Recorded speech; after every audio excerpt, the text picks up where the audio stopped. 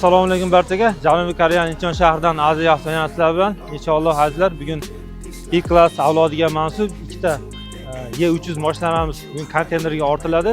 Mashinalarimiz haqida qisqacha ko'rsatamiz. Ketdik.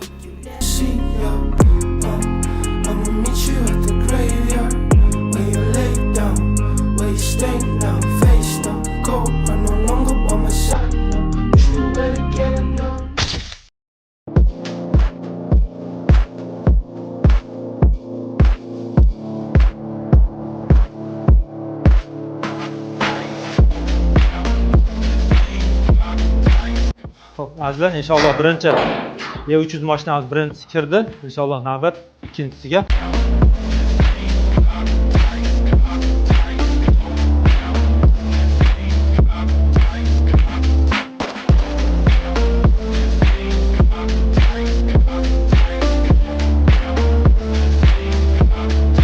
Azizlar, inshaalloh mashinalarimizni konteynerga yuklab oldik.